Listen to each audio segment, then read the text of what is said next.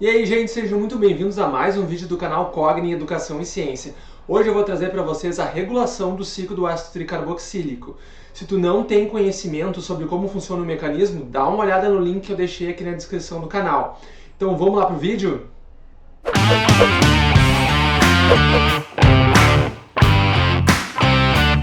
Então, gente, esse aqui é o mecanismo geral do ciclo do ácido cítrico, onde hoje a gente vai ver as enzimas os quais regulam o ciclo, que são elas citrato sintase, isocitrato desidrogenase e alfa-cetoglutarato desidrogenase. Primeira coisa que tem que ter em mente, cara, o ciclo nunca para, o ciclo está sempre acontecendo. Ele pode estar acontecendo numa velocidade muito baixa, mas ele está sempre acontecendo, ou acontecendo em uma velocidade muito alta, mas ele está sempre acontecendo, tá, gente? E essas enzimas que eu salientei para vocês aqui, elas sentem alterações energéticas mitocondriais e citosólicas que acabam se comunicando entre caminhos como fosforilação oxidativa e outros caminhos celulares, tá, gente? Então tenham isso em mente.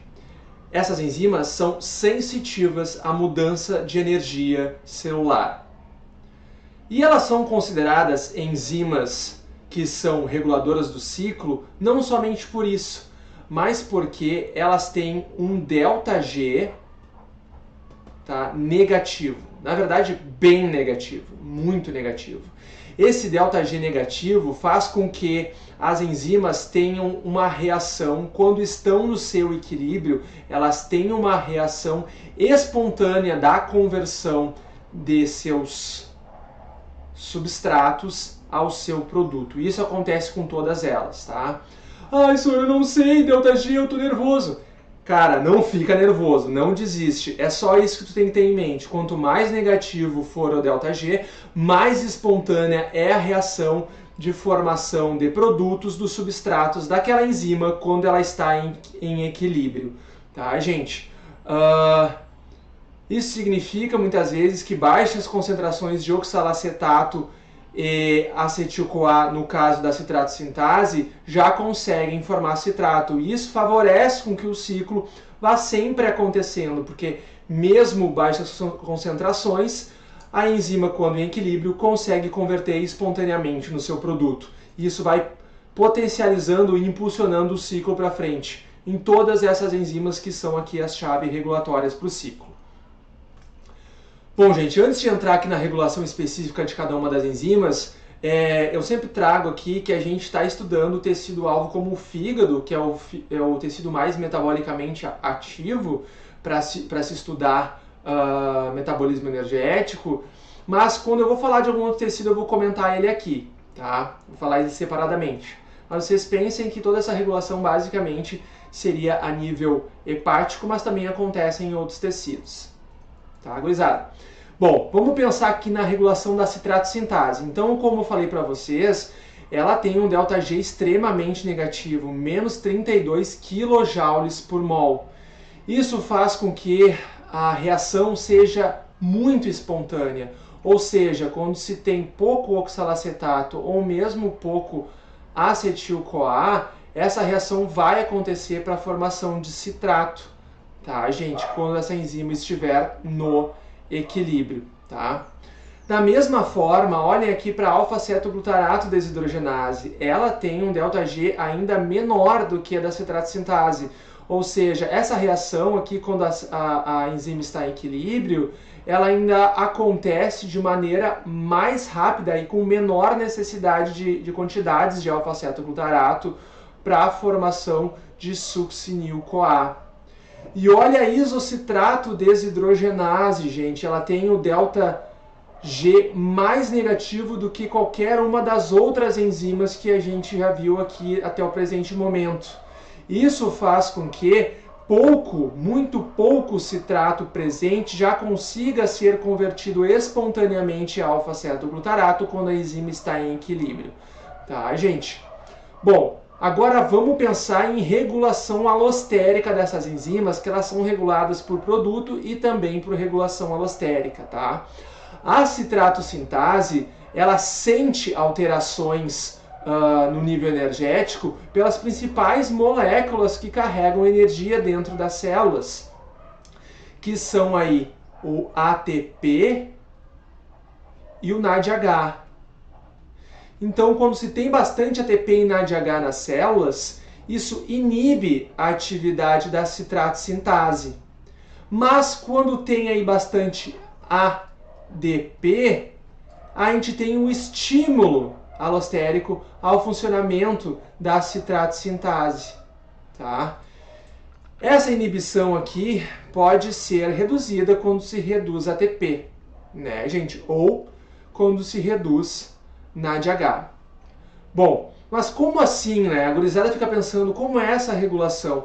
Gente, dentro das células, dos compartimentos celulares, se tem concentrações, um pool de nucleotídeos adenilados para formar ATP, por exemplo, que é X, assim como a quantidade de NAD também é X dentro dos compartimentos celulares, tá? Por exemplo, se eu tiver 100 ATPs dentro da célula e a energia foi consumida muito rapidamente e agora eu tenho 70, houve aqui uma desinibição da citrato sintase, certo, gente? Porque só tem 100, ela sente alteração facilmente porque diminuiu 30. E por causa desse pool que essas enzimas conseguem ser finamente reguladas quando se necessita uma velocidade maior do ciclo ou uma velocidade menor do ciclo. Tá? Isso serve para NADH e NAD oxidado também, tá, gente? Além disso, a citrato consegue inibir a citrato sintase competitivamente. Mas, curiosamente, né, isso serve também para todas as enzimas aqui agora, fisiologicamente não interessa a concentração de citrato que a gente consiga atingir a nível fisiológico, é impossível que citrato consiga reverter a atividade de citrato sintase, porque o ΔG é muito negativo, é muito grande para termodinamicamente conseguir romper essa barreira para formar novamente oxalacetato e acetil-CoA. E isso é verdadeiro para as outras enzimas também, tá, gente? Essas enzimas, então, elas têm atividade que é irreversível. E isso vai proporcionar um impulso para o ciclo, né? Então, elas vão impulsionar o ciclo para seguir em frente, tá? Um outro ponto importante aqui para se ver é a regulação alostérica dessas outras enzimas, né, gurizada? Então, ATP e NADH também regulam negativamente a alfa-cetoglutarato desidrogenase. Mas, curiosamente, o ADP não tem sítio alostérico para regular positivamente a alfa-cetoglutarato desidrogenase. E succinil-CoA também faz o mesmo trabalho que citrato, inibindo a alfa-cetoglutarato desidrogenase. Já no caso da isocitrato desidrogenase, ela é alostericamente regulada da mesma forma que a citrato sintase. Então, se tem aumento de ATP e aumento de NADH, isso inibe a isocitrato desidrogenase. E se tem ADP aumentando na célula, isso estimula a atividade da isocitrato desidrogenase. Um outro ponto importante, no músculo esquelético, o cálcio também consegue estimular a atividade da alfa-cetoglutarato e também da isocitrato desidrogenase. Então, essas enzimas aí, a forma como elas são reguladas que eu expliquei para vocês, tem que abrir o caderno agora, copiar e estudar isso, tá? Nem que tu copie 1, 2, 3 vezes, mas faz isso, porque isso tem que estar na cabeça de vocês. Agora a gente vai olhar outras enzimas que são menos importantes, mas estão lá no ciclo e também favorecem que o ciclo aconteça. Enxerguem aqui, a succinil-CoA sintetase pode ser pega ratão em prova porque ela é nomeada pelo seu substrato e não pelo seu produto, tá? Ela também pode ser chamada de succinato-choquinase. O ΔG dela é em torno de menos 2,29 kJ por mol, ou seja, ela também tem um funcionamento espontâneo quando se tem determinadas quantidades de succinil-CoA para a formação de succinato, tá, gente? Mas lembrem, porque normalmente a gurizada, o que ela faz? Ah, todas as enzimas do ciclo é só pensar no substrato dela e a gente vai saber como é que é o nome dela. Não, no caso da succinil-CoA sintetase, é o substrato que dá a nomeação a ela, porque succinato, quando acumula a nível fisiológico, consegue reverter a atividade para a formação de succinil-CoA, porque o ΔG ele é frouxamente negativo, não é tão negativo quanto as enzimas anteriores, tá, gente? Já que no caso da succinato desidrogenase, ela tem um ΔG de 0. O que vocês imaginam pensando no que eu já falei anteriormente? Que no ΔG de 0, quando essa enzima está em equilíbrio, a gente tem a mesma quantidade de succinato para a produção de fumarato. Ah, o que tu quer dizer com isso, prof? Eu estou perdido. Então, eu quero dizer com isso, se eu tenho 10 succinato aqui, eu vou ter 10 fumaratos aqui. Eu quero dizer com isso também que se aqui aumenta a quantidade de succinato para 12, aqui de fumarato vai formar 11 no equilíbrio da enzima e eu vou acabar tendo 11 aqui também de succinato no equilíbrio dessa enzima, por causa do ΔG dela, tá, gente? A fumarase, olha só, ela tem um ΔG de menos 3,8 kJ por mol. Isso faz com que pouca quantidade de fumarato seja necessária para que a gente forme malato, tá? Ainda, na verdade, menos quantidade de fumarato quando a gente compara aqui com o ΔG da succinil-CoA sintetase. Aqui a gente precisaria de mais quantidade de succinato para que essa reação espontânea aconteça para a formação de succinato, tá, gente? O que eu quero dizer com isso aqui no caso da fumarase? Ah, gente, se eu tenho aqui, por exemplo, 10 fumaratos, eu vou formar aqui rapidamente mais 10 fumaratos, se quantidades de fumarato forem continuadas sendo produzidas aqui durante o ciclo, tá, gente? Para finalizar a regulação do ciclo, vamos dar uma olhadinha na aconitase. A aconitase é o mesmo sentido da succinil-CoA sintetase, tá?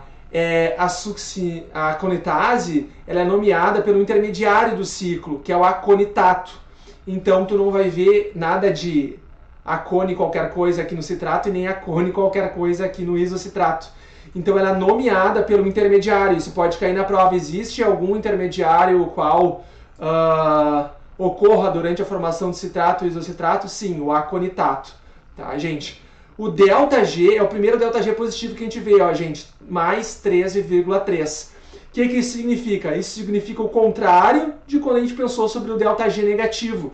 Isso significa que essa reação aqui, ela tende a formar citrato ao invés de isocitrato. No equilíbrio, essa enzima, a gente vai ter mais citrato do que isocitrato. Tá, gente? Então tem que acumular um pouquinho de citrato para que haja o rompimento dessa barreira energética termodinâmica para levar à atividade de formação de isocitrato. Tá? Olha aqui o ΔG da malato desidrogenase.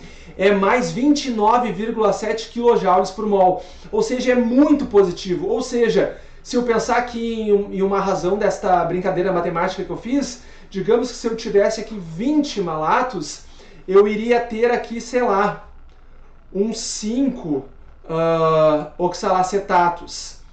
Porque a tendência dessa reação é que acumule bastante malato para que só então consiga-se ter a formação de mais oxalacetato. Bem, na verdade, a literatura salienta que muitas vezes é necessário que tenhamos aqui um aumento de nadioxidado para que a malato desidrogenase realmente seja impulsionada a formar oxalacetato para suprir as necessidades energéticas do ciclo, para a continuação do ciclo, né, gente? Então, essa relação de ΔG você tem que ter na mente de vocês, tá? Porque vocês vão conseguir entender melhor como o ciclo funciona a partir desses ΔGs enzimáticos. Agora, vamos pensar como esse ciclo pode ser regulado com todo esse conhecimento que a gente adquiriu até agora. Vamos levar aqui, ó, gente, uma condição no qual teríamos baixo ATP na célula. Então, o que significa, né? Baixo ATP. Significa tanto para citrato sintase, quanto para isocitrato desidrogenase, quanto para alfa-cetoglutarase, que elas estão desinibidas, tá? Além da desinibição, se a gente tem baixo ATP, a gente sabe que a gente vai ter aumento de ADP. E o ADP vai estimular a citrato-sintase, aumentar a sua velocidade, assim como vai estimular também a isocitrato desidrogenase, aumentar a sua velocidade. Mas ele não tem muita ação sobre alfa-cetoglutarato desidrogenase. Né, gente? O que mais que pode acontecer aqui pra gente? Baixo ATP, vamos pensar. No baixo ATP, o oxalacetato, ele acaba sendo removido do ciclo para a formação de outras moléculas necessárias, como formação de proteínas em outras vias, tá, gente? Se a gente tem baixo oxalacetato, a gente não vai ter o ciclo acontecendo, mas a gente sabe que o ciclo vai estar sempre acontecendo mesmo em baixa velocidade, certo? Para manter esse oxalacetato, existe uma regulação celular que é a partir do acúmulo de acetil-CoA. O acetil-CoA começa a acumular porque a PDH, a piruvato desidrogenase, vai estar estimulada pela baixa de ATP e pelo aumento dos níveis de NAD oxidado, né, o NAD+, formando bastante acetil-CoA. Acetil-CoA, nesse momento metabólico, também pode vir da oxidação de ácidos graxos, também pode vir da oxidação de aminoácidos, então muito acetil-CoA aqui acaba sendo formado. Tá? Esse acetil-CoA formado, inicialmente, para manter o ciclo, ele vai ativar a piruvato carboxilase, que vai fazer de piruvato oxalacetato, mantendo o ciclo funcionando, porque o ciclo tem que continuar. Tá, gente?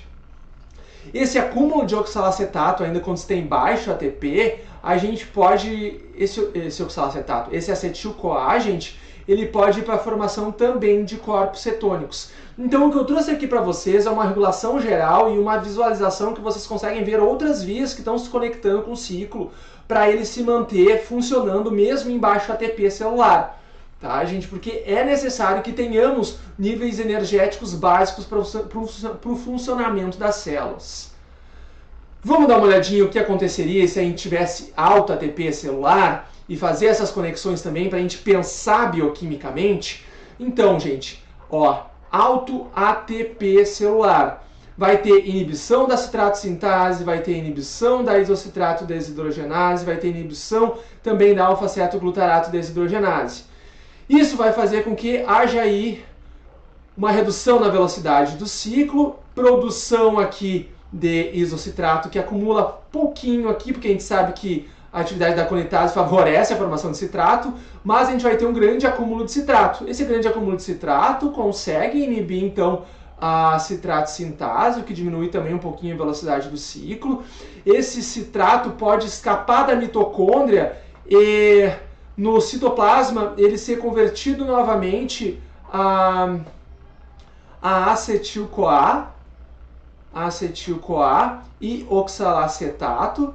E esse acetil-CoA pode ir para a produção de ácidos graxos, né, gente? Então, a gente pensando já que qualquer coisa que vai entregar... Perdão, vou voltar aqui. Qualquer coisa que vai entregar acetil-CoA para o ciclo, quando você tem alto ATP, pode acabar aí levando a produção de ácidos graxos, né, gente? E esse oxalacetato aqui, ele pode passar pela MDH citosólica e formar malato. Esse malato aqui pode formar também piruvato quando passar pela enzima málica, e esse piruvato ainda seguir para vias que vão favorecer aí o acúmulo de coisas, de moléculas celulares, tá, gente? Então, tudo isso que vocês enxergaram aqui são coisas que podem acontecer quando a gente tem alto ATP celular. Eu espero que vocês tenham gostado desta aula que eu trouxe para vocês, entendido o metabolismo e regulação do ciclo do ácido cítrico e também começado a pensar bioquimicamente, que isso tenha dado start para vocês pensarem bioquimicamente. Se vocês gostaram desse vídeo, galera, vai lá, deixa teu like, se inscreve no canal, distribui com teus colegas para ajudar o canal a crescer aqui no YouTube, tá, gente? Um grande abraço para vocês, até a próxima!